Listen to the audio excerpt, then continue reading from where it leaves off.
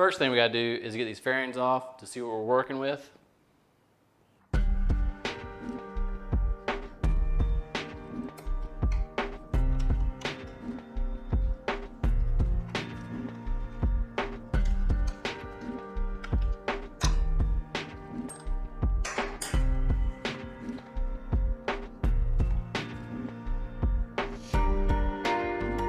Okay, before we throw these fairings away, you want to remove your air intake off of here. There's 2 Phillips head screws on it. One here on the bottom, one on the top.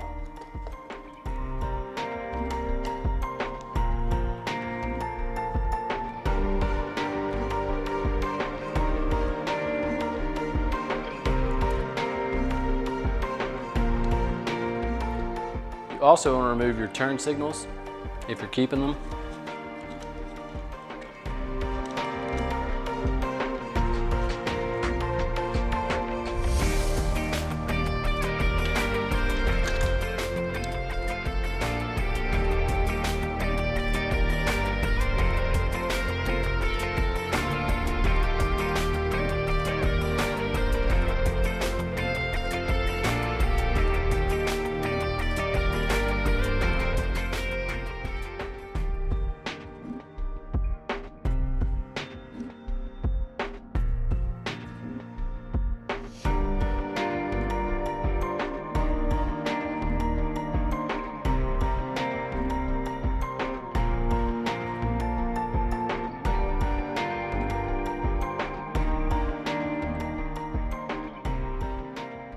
When you're taking your front fender off, you have 2 5mm Allens to take off.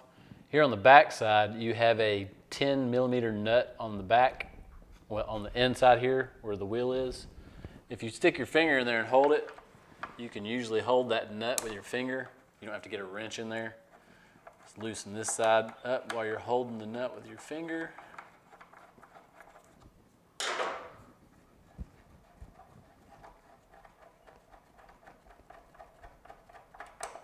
Pull the bolt out and the nut will come down. And just keep them together, spin it on there. And just like on the front fairing, you've got some spacers inside. Get those out. Get your rubber bushings out also. It depends on if you're getting a new kit or not, if it comes with all this stuff.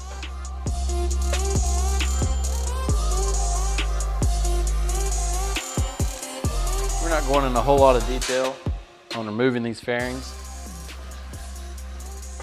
because most of the things are broken and missing because it's wrecked. We'll go into more detail when we go to put this thing back together.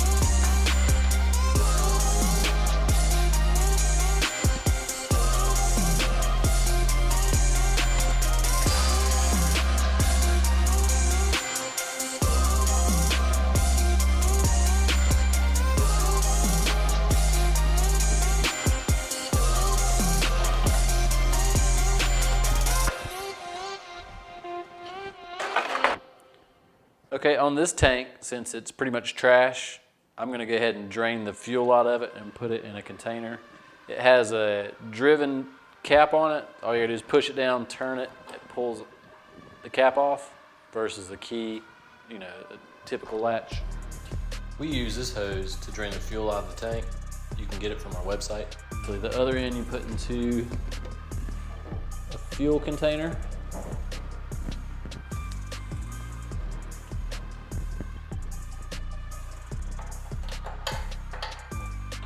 Put this in the tank all the way down to the bottom. Shake it.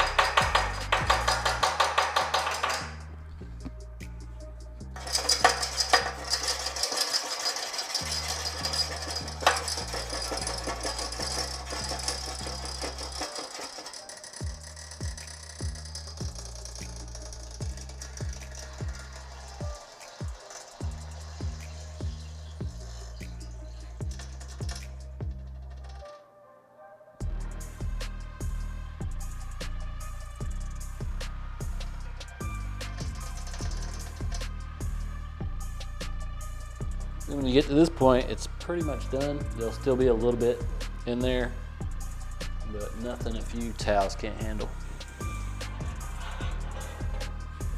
Okay, now that we have all the fuel drained out of here, we're gonna remove the tank. I'm gonna find something to prop it up with. Something that's not gonna fall off and drop the tank on your arms. You have two electrical connections. One is white. You just push the tab in and pull it down. This one here is green. It's the same. You push in the tab and push it down.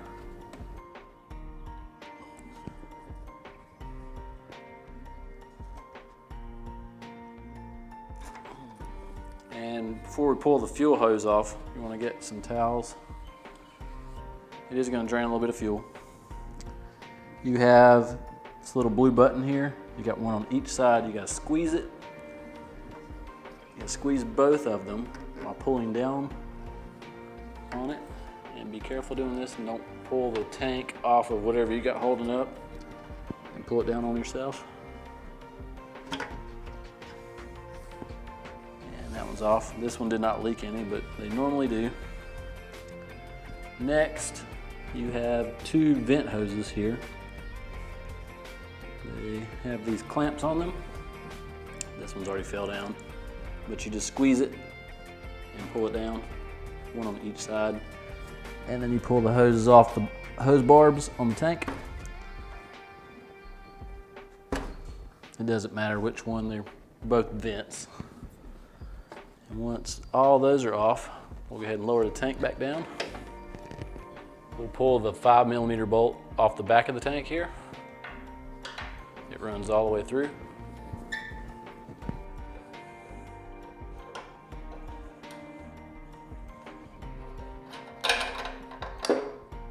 Pull the bolt out. I use a 5-gallon bucket to sit the tank on. You grab it, pick it up. And when you go to sit it on the tank, make sure that your fuel pump hose right here is not hitting anything, because you do not want to break that or damage that in any way. And you just sit on top so any residual fuel will drip down in it. This one's obviously trash, but I'm just showing you in case your tank was good shape. And on the back side, you rest it inside so it doesn't fall off. Okay, we're gonna drain the oil. It's not gonna be full because the drain bolt is stripped out. Go ahead and start by taking off the fuel cap. It's gonna help the oil flow better. We'll go around on the other side.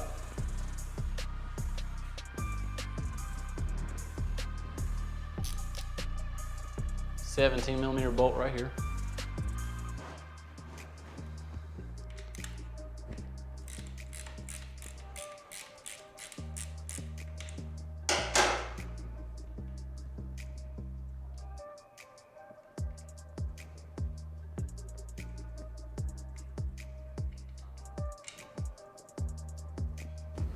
When you're draining your oil in your engine, you're going to want to tilt the bike over to the left side to get all the oil out, because there's some pockets and things down here in the oil pan.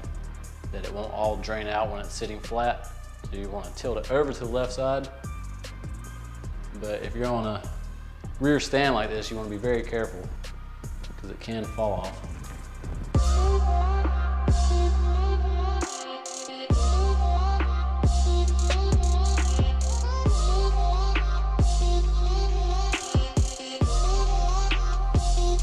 Go ahead and just put the bolt back in for now.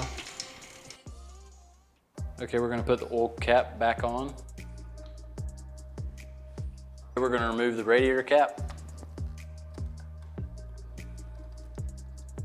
Just want to pull that off. Next, we're going to remove the reservoir cap also. Just going to pull it up. This is going to allow air to flow all the way down to the drain so the coolant will flow out better. It's a 8mm bolt.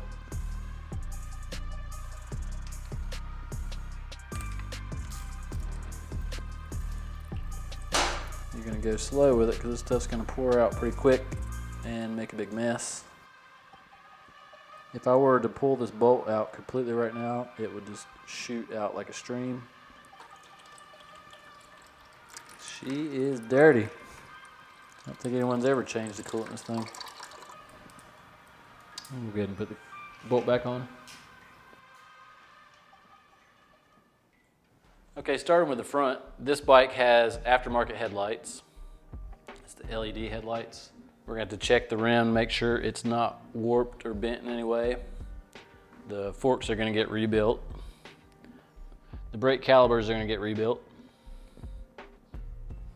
Coming up this way, we have a broken clip-on and a damaged turn signal stalk. So this whole thing has to be replaced. We'll be getting a new radiator because this one has some rust on the bottom. It's gonna need a new stator cover. It's gonna need a new shifter arm because this one's bent. It's gonna need a new peg.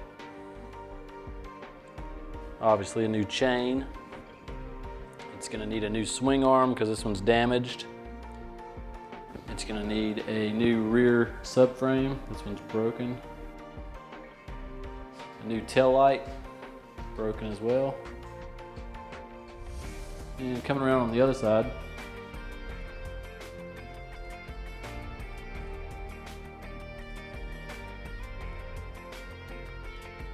it's going to need a new bar end. It had frame sliders previously and the bolt is broken off inside there. So we're going to have to get that broken bolt out. Coming down here, we're going to need a new bolt and possibly a new cover. Probably could fix that with some paint because when it fell over, it scratched it there. The drain bolt on the oil pan is stripped out, so we're going to have to fix that or replace the whole pan. The peg on this side is going to have to be replaced. And I believe that's all.